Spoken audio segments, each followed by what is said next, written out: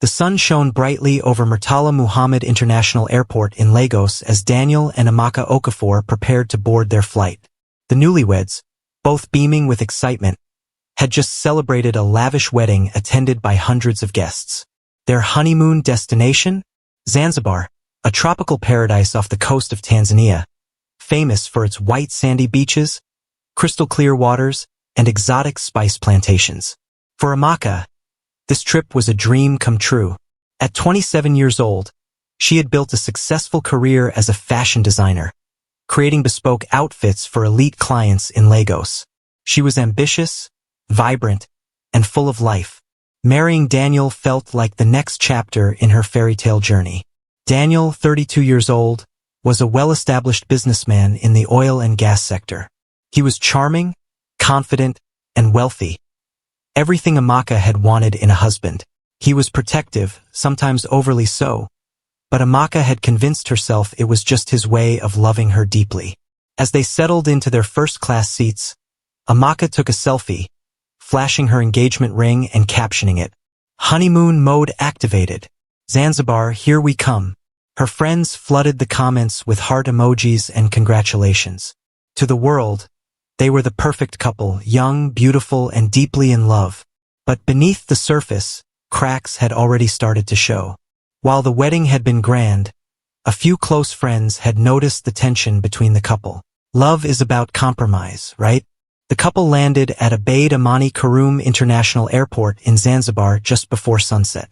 A chauffeur from their luxury resort was already waiting, holding a sign that read, "Mr. and Mrs. Okafor." As their car cruised along the coastal roads, Amaka was mesmerized by the scenery. Endless stretches of turquoise waters, swaying palm trees, and small fishing boats dotting the horizon. She reached for Daniel's hand and squeezed it. "This is beautiful, Danny. Thank you for making this happen." He kissed her hand, smiling. "Anything for you, my queen." They checked into a secluded, high-end escape designed for lovers seeking romance and privacy. That first night, they had dinner on the beach under the stars, sipping expensive wine and feeding each other bites of grilled seafood. A local band played Swahili love songs, and for a moment, everything felt perfect. As Amaka lay in bed that night, wrapped in Daniel's arms, she sighed contentedly. This is the start of our forever. But what she didn't know was that forever wouldn't last long, because just beneath the surface of this paradise, a storm was brewing. One that would turn their honeymoon into a nightmare. The first few days in Zanzibar were everything Amaka had dreamed of. Long walks on the beach, candlelit dinners, and luxurious spa treatments. The island was a paradise. To the world, they were the perfect couple, and Amaka played along. She posted pictures on Instagram, smiling in her flowing beach dresses, sipping cocktails by the pool, and holding hands with Daniel in front of breathtaking ocean views. Her captions were full of love.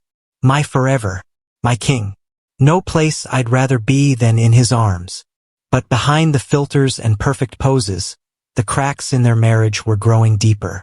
On their second night at the resort, Amaka had noticed something odd about Daniel's behavior. They had gone to a beach party hosted by the resort, where couples danced under the moonlight.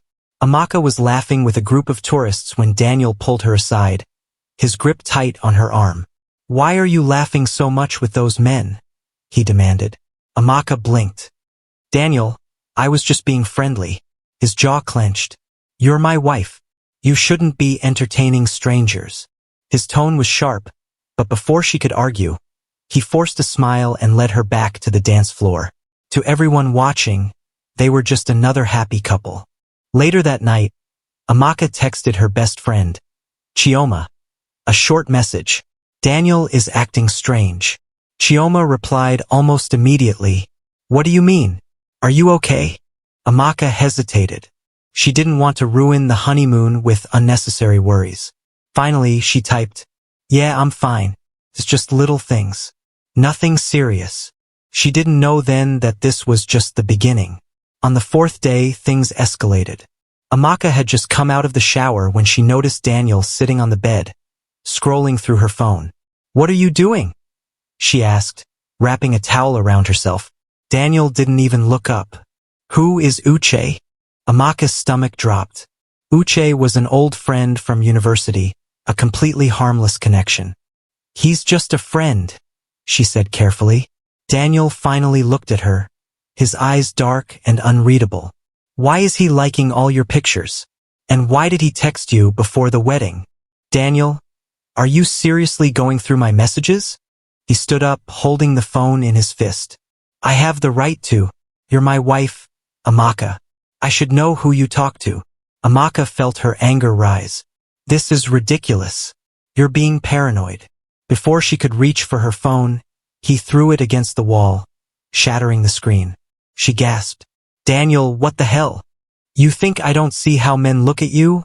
He spat. You belong to me, Amaka. Act like it. For the first time, she felt truly afraid.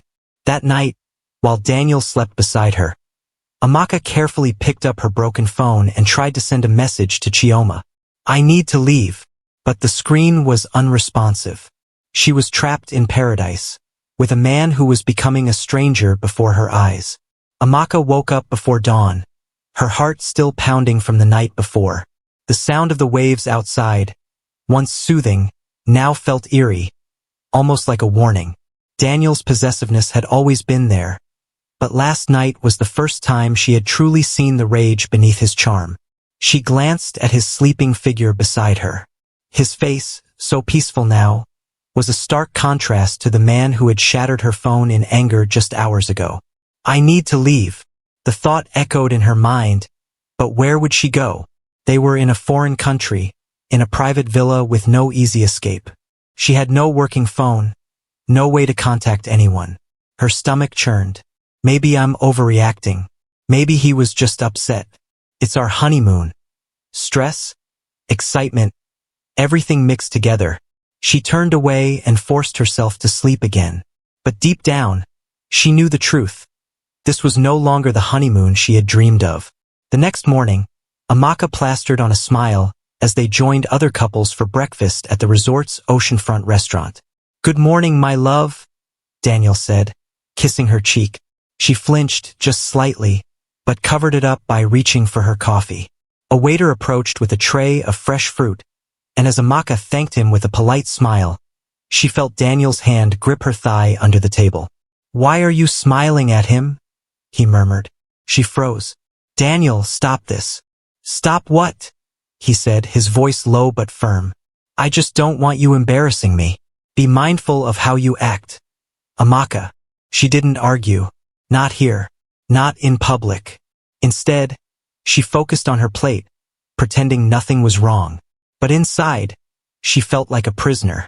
That afternoon, Amaka found a brief moment of solitude while Daniel was on a business call. She wandered toward the beach, letting her feet sink into the warm sand, trying to clear her thoughts. You look troubled, sister. She turned to see Aisha, one of the resort's housekeepers, watching her with kind but concerned eyes. Amaka hesitated. Should she say something? I'm fine, she lied. Aisha smiled softly. I have worked here for many years. I see many couples. Some come in love and leave even more in love. Others. She paused, lowering her voice. I see their pain before they even realize it themselves. Amaka's breath caught in her throat. You are not fine, sister. For a moment, she considered telling Aisha everything. But then, she felt a presence behind her. Daniel. He wrapped an arm around her waist, his grip firm.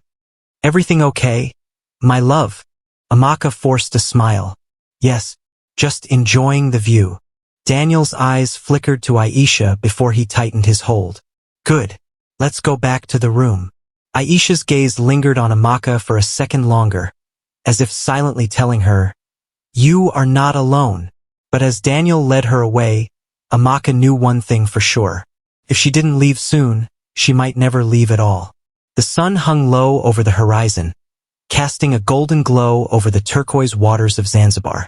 But inside their private villa, a storm was brewing. Amaka sat on the edge of the bed, her fingers gripping the bedsheet. Across from her, Daniel stood by the window, scrolling through his phone as if nothing had happened. As if he hadn't just humiliated her at breakfast. As if he hadn't made her feel like a possession instead of a wife. Daniel, we need to talk. He sighed, running a hand over his neatly trimmed beard but didn't turn around. About what? About you. About this the way you've been acting. He chuckled low, mocking. And how have I been acting, Amaka? She swallowed hard. Controlling. Angry. Jealous over nothing. You broke my phone, Daniel. You humiliated me at breakfast. This is not normal. His shoulders tensed. For a moment, silence filled the room. Then he turned to face her, his expression unreadable. I protect what's mine, Amaka.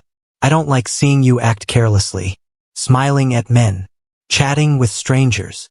Carelessly? She repeated, stunned. I was just being polite. That doesn't mean I'm disrespecting you. His jaw clenched. A good wife knows her place. Something inside Amaka snapped. And what does that mean, Daniel? That I should sit quietly while you control my every move. He took a step forward, his voice dangerously low. Watch your tone, Amaka.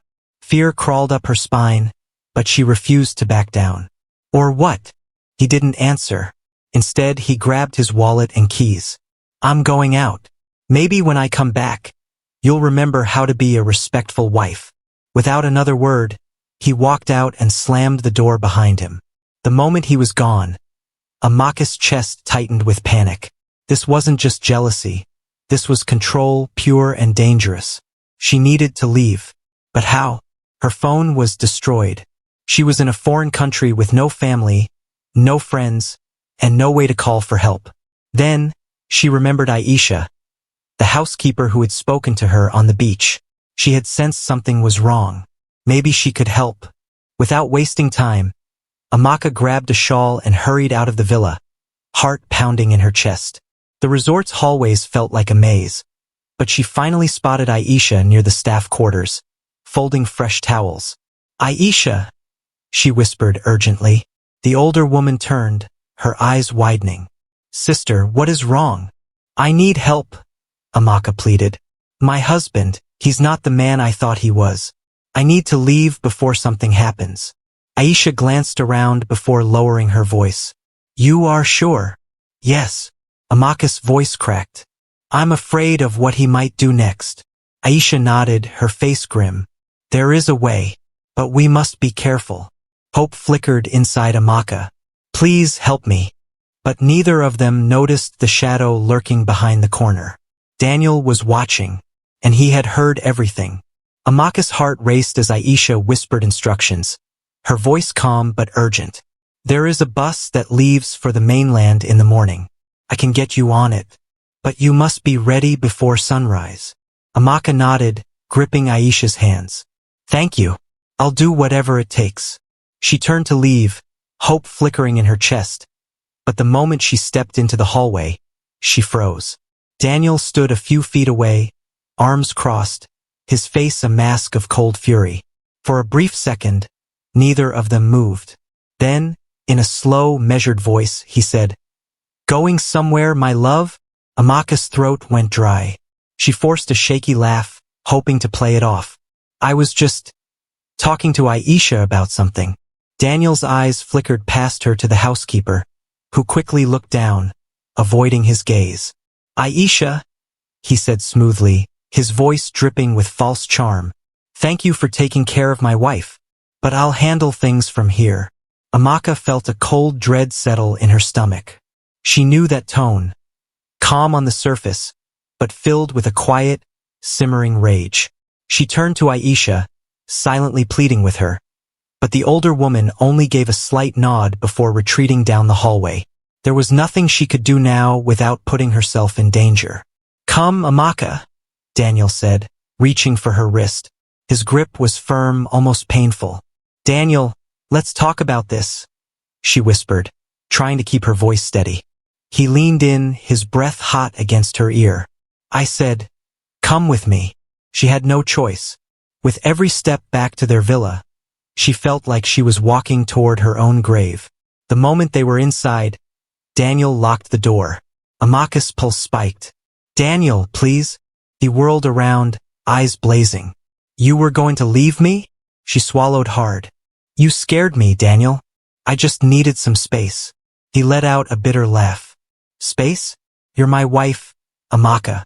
You don't get to run away just because you don't like how I handle things. She took a step back, but he followed. The air between them crackled with tension.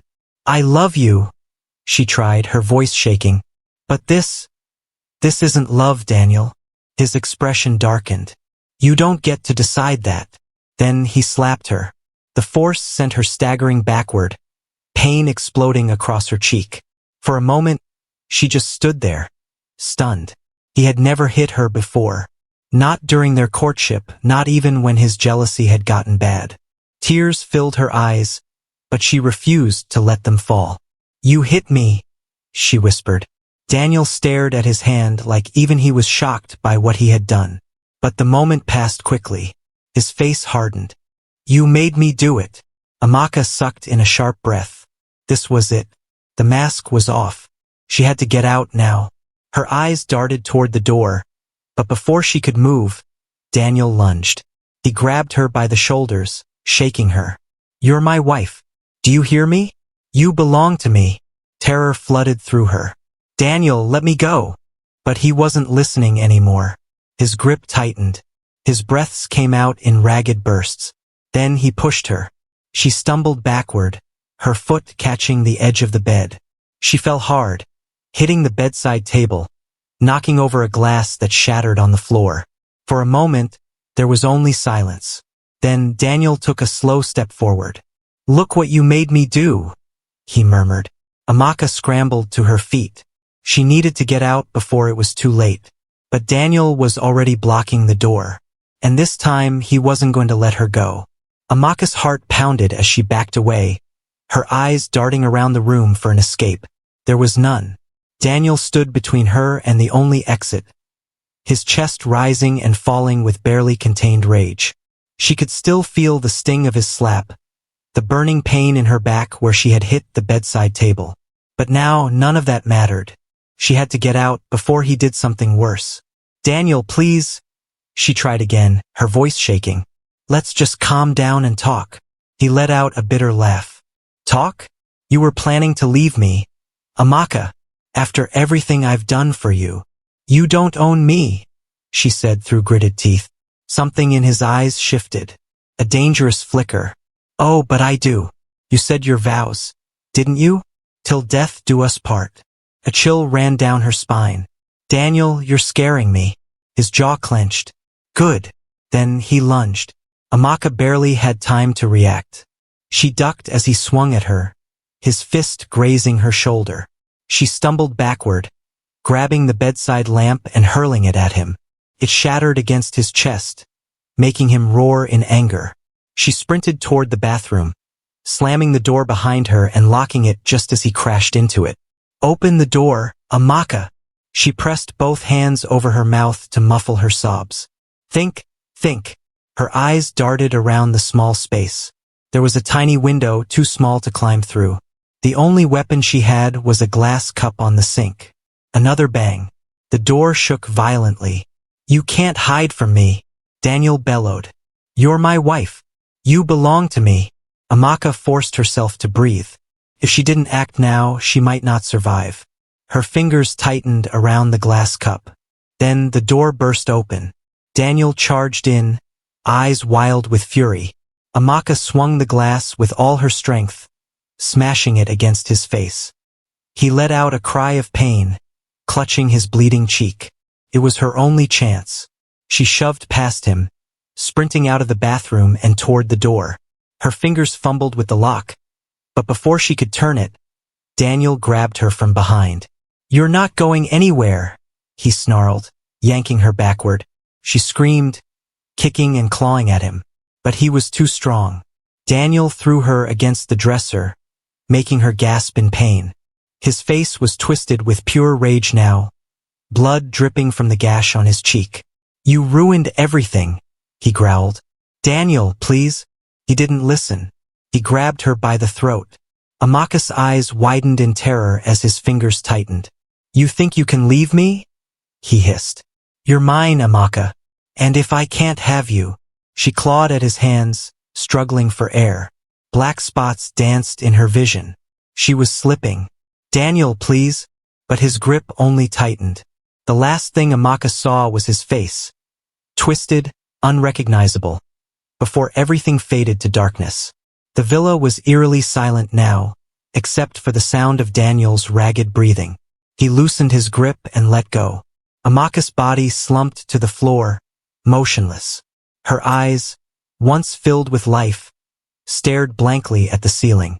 For a moment, Daniel just stood there, staring at what he had done. His hands trembled as he looked at her bruised neck. His heart pounded in his chest, his mind racing. "She made me do this," he whispered to himself. "She was going to leave me." But even as he tried to justify it, a sickening feeling settled in his gut. Amaka was dead, and he had killed her. Panic set in. He couldn't just leave her there. He had to think. He rushed to the bathroom, splashing cold water on his face. The cut on his cheek stung, but it was nothing compared to the mess he had made. His mind reeled. He needed a plan. First, he had to make it look like an accident. His eyes darted to the open balcony door. The villa was on the second floor, overlooking the beach. It wasn't high, but if he staged it right, people might believe she fell. He turned back to Amaka's body. His hands shook as he bent down, sliding his arms under her limp frame. She felt so light now. "I'm sorry, Amaka," he muttered, though even he wasn't sure if he meant it. Slowly, he carried her toward the balcony. The warm night air hit his face as he stepped outside. The waves crashed gently against the shore below, the perfect cover. With a deep breath, he heaved her body over the railing. For a moment, she seemed to hang in the air. Then she fell. The sound of her body hitting the rocky ground below made his stomach churn. It was done. Daniel stepped back inside, forcing himself to stay calm. Now he had to play the grieving husband. He grabbed his phone and dialed the resort's front desk. "Hello," he said, his voice frantic. "My wife. She fell from the balcony. Please, send help." The receptionist gasped. "Stay where you are, sir. We're sending security now." Daniel dropped the phone and ran his hands through his hair, rehearsing the act in his mind. By the time the resort staff arrived, he was crouched on the floor, face buried in his hands. A security guard rushed in. "Sir, where is she?" Daniel looked up, eyes red, voice shaking. "She's down there. Please tell me she's alive." But deep down, he already knew the answer. The night air was thick with tension as resort security and medical personnel rushed to the scene. The glow from flashlights flickered over Amaka's lifeless body, sprawled on the rocky shore below the villa. Daniel stood on the balcony, his face buried in his hands, playing the role of the devastated husband. A hotel manager placed a firm hand on his shoulder. "Sir, we need you to come with us." Daniel nodded, forcing his breath to come out in shaky gasps, as if he were in shock. He had to sell this. Downstairs, paramedics checked Amaka's body, but it was clear. She was gone. Time of death, approximately an hour ago. The words sent a chill through Daniel, but he remained quiet, his hands shaking. "Sir," one of the security officers asked gently, "can you tell us what happened?" Daniel took a deep breath. This was it. He had to get the story right. We had a small argument," he began, his voice trembling. "She needed some air, so she went to the balcony. I went to the bathroom, and when I came back, she was gone." He let out a choked sob for effect. "I looked over the edge, and she was just lying there." A few of the staff exchanged glances, but no one spoke. "Did she fall?" one of the guards asked. Daniel nodded quickly. "She must have slipped. It was dark. The railing isn't very high. Oh God, I should have stopped her." He buried his face in his hands, giving them the perfect image of a heartbroken man. But as the investigators arrived, his carefully crafted story was about to be put to the test. Within an hour, local police were on the scene, questioning resort staff and examining the balcony. It didn't take long for them to notice something was off. One officer, Detective Hamisai, stood at the edge of the balcony, frowning. "There's something strange about this," he murmured to his partner. What do you mean? Hamasai ran a hand over the railing. If she simply slipped, there would be scuff marks here. But the dust is undisturbed. It's almost as if she was lifted over. His partner stiffened. You think she was pushed? Hamasai didn't answer right away. Instead, he turned his gaze toward Daniel, who was still sobbing in the living room. Something doesn't add up. Back inside, Daniel sat on the couch, hands shaking as he sipped water. When Detective Hamasai walked in, he immediately straightened, trying to appear devastated but cooperative. Mr. Okafor, Hamasai said, sitting across from him. I need to ask you a few questions. Daniel nodded, swallowing hard. Of course. How long had you and your wife been married? Just a few weeks, Daniel said, his voice cracking. This was our honeymoon. Hamasai nodded. And you said she fell while you were in the bathroom? Yes. Did you hear anything? A scream? A struggle? Daniel shook his head quickly. No, nothing. If I had, I would have. He stopped, letting fake tears well up in his eyes. I would have saved her. Hamasai's gaze didn't waver. Did you and your wife argue often? Daniel stiffened. No. I mean, every couple has disagreements, but nothing serious. Hamasai's expression remained unreadable. That's interesting, because one of the staff members mentioned that they heard shouting coming from your room earlier tonight. Daniel's pulse spiked. I mean, we had a small disagreement, but it wasn't anything. What was it about? Hamasai cut in. Daniel hesitated for a fraction of a second, long enough for the detective to notice. Just travel plans, Daniel said quickly. She wanted to visit the markets, but I thought it was too late. Hamasai hummed, writing something down. One last question, he said, looking directly at Daniel. Why is there fresh blood on your face? Daniel froze. For the first time that night, he realized he had made a mistake. Daniel's breath hitched. The cut. He had forgotten about the wound on his cheek from Amaka's desperate struggle. It's nothing, he stammered. I cut myself shaving earlier. Detective Hamasai arched a brow. Shaving? At night. Silence. Daniel had no answer.